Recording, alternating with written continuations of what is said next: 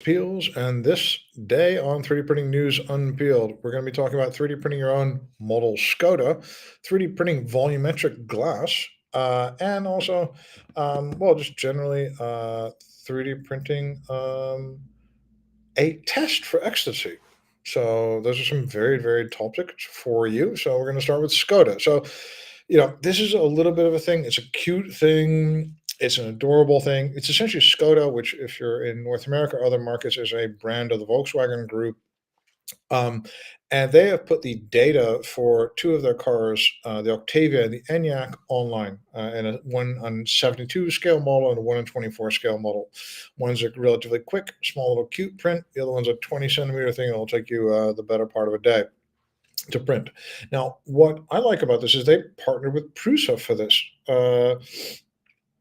And they partnered with Prusa's Printables platform. It shows the power of printables. It shows the fact that Prusa and its open source ethos, plus the printables as a project, is really, really gaining ground over like a Thingiverse. You imagine whatever kind of combination by Ultimaker. Like a couple of years ago, if Skoda would want to do this, they either would have gone to Thingiverse, which is the largest platform by far. Or maybe they would have gone to Ultimaker because that was a company that was partnered with a lot of different parts of the Volkswagen Group as well, and that's kind of the trusted name in 3D printing for a lot of companies. And now they're partnering with Prusa. And I think also a couple of years ago, maybe Prusa wouldn't have done this because it would have been seen as being maybe a bit too commercial. So the times have changed, but this really does show the power of the printables platform. It shows the future of printables, and it shows that we can really expect a lot from this thing. And yeah, it's another blow to Ultimaker, where normally this would have been their thing, especially the Ultimaker bot, whatever combination with both two platforms and a lot of installed base. Yeah, should be the natural partner for Skoda for this. Now, is this going to lead to us being 3D printing Skoda accessories? Don't hold your breath, but hey, it's another engagement of the car industry. And if you want to, you can print out your own Skoda, and if you make a nice print or do something really cool with it, you could win an actual Skoda. So I do read that. I don't know where you'll be able to win this and who will or doesn't qualify for this. Do read up on this, maybe see if you are able to participate. But hey, it's a fun thing. It's a fun way for brands to engage with us, and it's a very, very easy way for them to engage with us. So expect more of this in the time to come. Now, this is something I did not expect. I wrote a while back some stuff about 3D printing for forensics, but I did not expect colorimetric and electrochemical screening method, a test for MDMA. MDMA, known as Ecstasy, is a drug, or MDMA is the active part of this drug. And there apparently, which I didn't know at all, is not a super reliable test for this drug. So what they've done is they've taken two different tests, a colorimetric one, electrochemical one, and they've combined it into one using additive manufacturing 3D printing. There's an article, Science Direct. It's by Larissa Melo, Lucas V, Faria.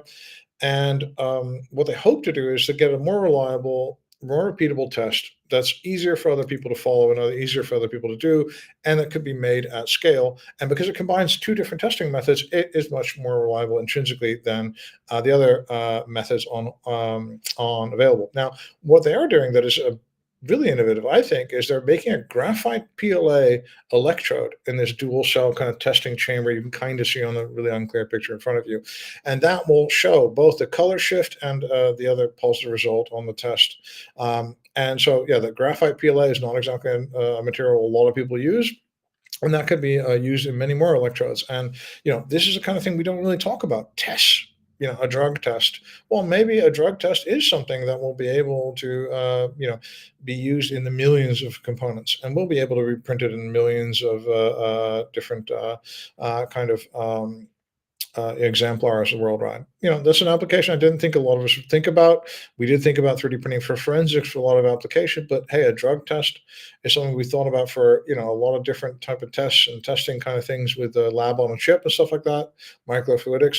But this is one that I at least did not see coming, so I thought that was an interesting one for me to share with you. The next thing is another thing I didn't really see coming, because it combines, like some of the coolest stuff in the world. So one is volumetric 3D printing, which is all over the place, and people love it. The idea, of course, you print more of a part in one pass, and it seems so wonderful. It seems so breakthrough just by the concept that we really haven't stopped to see if it actually will work as well we think it will. So that's one thing, and then they combine that with glass. Now, glass is one of the most difficult things to print so far. We have Glassamer and other methods of using LuxExcel, which is owned now by Facebook, Meta, which are methods that use resins or vat polymerization type methods with kind of a droplet fusing kind of step in order to print optical clear glass. We have out of like this weird resin material. We have people that are directly trying to print droplets of glass as well, and we have people that are trying to make glass filament, and people that are trying to use powder bed fusion and binder jet type methods to make glass. So there's lots and lots of stuff going on, but still, optically clear glass eludes us. Apart from perhaps LuxExcel. Um, Now, what these guys have done is something different. So they've used a bunch of different settings and a bunch of different optimizations of some resins to use a volumetric method to print a um, glass substance with these phase separating resins, right? And the control over the microstructure that they've been able to build like a silica filtration device. And in this case, they think they have tunable properties, so they can like adapt the properties of this device depending on what is needed.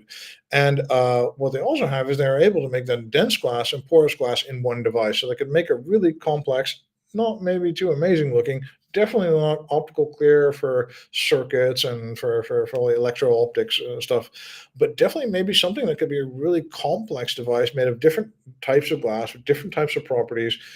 The examples they come up with, like things like filtration and that kind of stuff, I'm pretty sure this is one of these things where there's no clear application right now, but it could be a really interesting method to make something quite cheap that could do something that we can't do with other methods so far.